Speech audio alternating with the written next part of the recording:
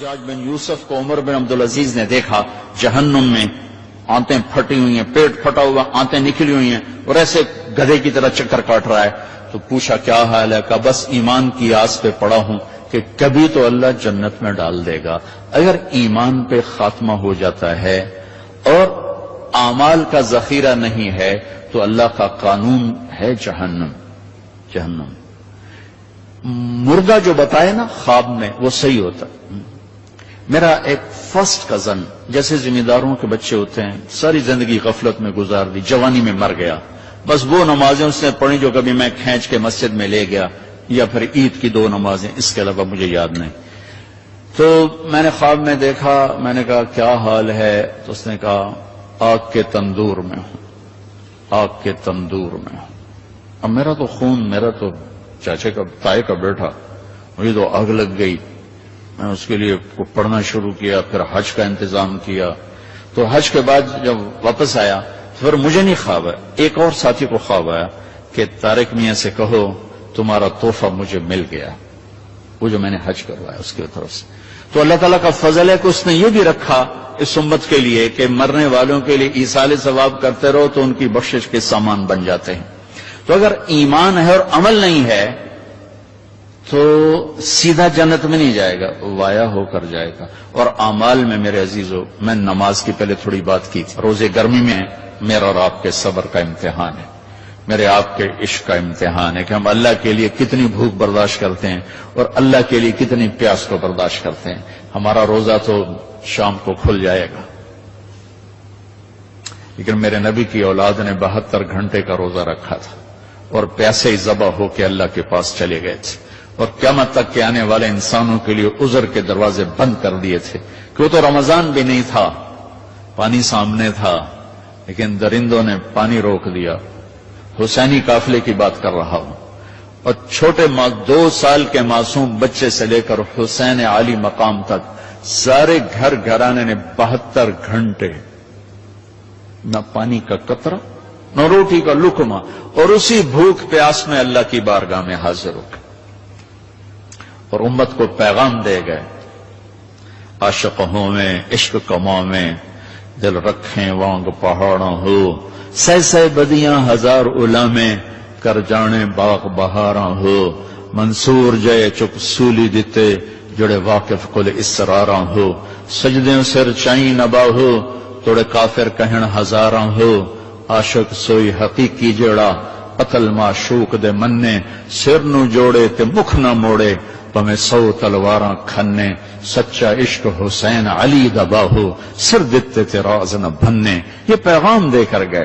ابھی ہمارا چھوٹا سا ٹیسٹ ہوگا، صبح سے شام تک 13, 14, 15 گھنٹے کا روزہ ہوگا. اللہ دیکھے گا میرے لیے کتنا کو برداشت کرتا. تو اللہ نے ہمیں اپنی بخشش اپنے خزانوں سے دلانے کے لیے نماز دی، روزہ دیا، زکوٰۃ دی، حج کے اعمال دیے. حج زندگی میں 1 دفعہ، زکوٰۃ سال میں 1 دفعہ، روزہ سال میں 1 مہینہ، اور نماز دن میں 5 دفعہ، دن میں 5 دفعہ. اور آپ نے فرمایا کہ میری آنکھوں کی ٹھنڈک نماز ہے. اور اللہ نے آسمان پہ بلا کے 50 نمازیں دی. 50. اللہ کو پتا ہے 5 دینی ہے، اللہ کو پتا ہے انہیں 5 نہیں پڑھنی ہے، 50 کی تو پڑھنی ہے، ٹھیک ہے، نہیں اللہ 50 دے رہا ہے. اور میرے نبی کا مقام رضا ہے، تسلیم ہے. میرے نبی نے نہیں عرض کی یا اللہ اب یہ 50 کیسے پڑھیں گے؟ تو ٹھیک ہے میرے رب میں راضی ہوں. واپسی ہو گئی. جب اللہ میں نے یہ کہیں پڑھا نہیں واضح کر دوں، لہذا میری بات غلط بھی ہو سکتی ہے 100%، اور ٹھیک ہونے کا بھی امکان موجود ہے. کہ جب اللہ پاک نے دیکھا کہ میرا نبی تو تسلیم اور رضا پہ وہاں پہنچ گیا ہے کہ سوال ہی نہیں کیا کہ یا اللہ انہیں 50 کتوں پڑھنی ہے، تو انہوں نے موسیٰ علیہ السلام کو آگے کھڑا کر دیا.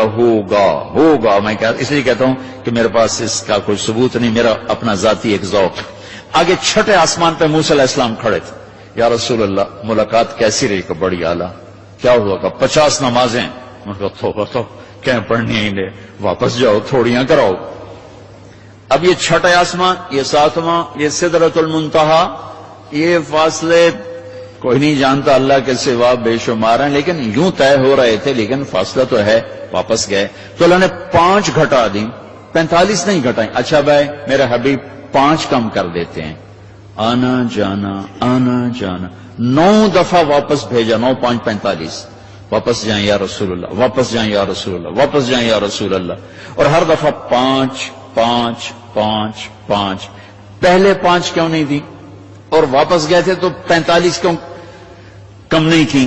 ہر دفعہ بلا رہے ہیں، بھیج رہے ہیں، بلا رہے ہیں، بھیج رہے ہیں، اچھا 5 5 5 5، صرف آپ کو نماز کی اہمیت بتانے کے لیے کہ کتنا عظیم عمل ہے۔ جب 5 رہ گئیں اور موسیٰ علیہ السلام پھر کھلوتے، جی اب کیا ہوا؟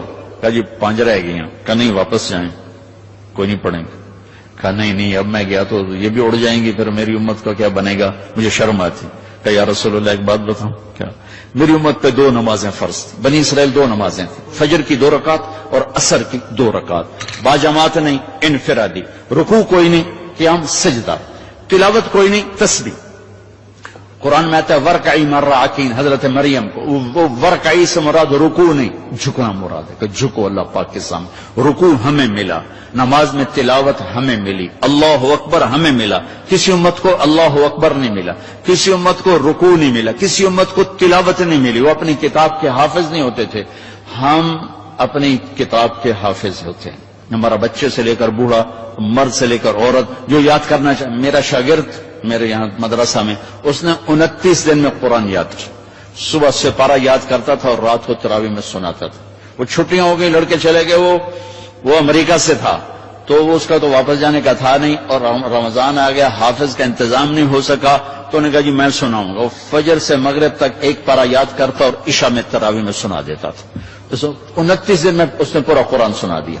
تو اللہ نے ہمارے لیے قرآن ایسا آسان، ابھی وہ امریکہ میں ماشاءاللہ مدرسہ، پہلی امت ہے اپنی کتاب کی حافظ نہیں ہوتی تھی، یہ امت قرآن کی حافظ۔ حضرت عثمان رضی اللہ تعالیٰ عنہ حرم شریف میں داخل ہوئے اور اللہ اکبر کر کے نماز کی نیت باندھی اور سورہ بقرہ شروع کی۔ عبد الرحمن تیمی پاس بیٹھے تھے، وہ کہنے لگے بھلا دیکھو رکوع کہاں کرتے ہیں، تو بقرہ سے جو چلے الف لام میم ذالک الکتاب، تو والناس پہ جا کے رکوع کیا، ایک رکعت میں سارا قرآن پڑھ دیا۔ یہ میرے رب نے ہمیں نماز کا حسن دیا ہے، نماز کی خوبصورتی دی ہے۔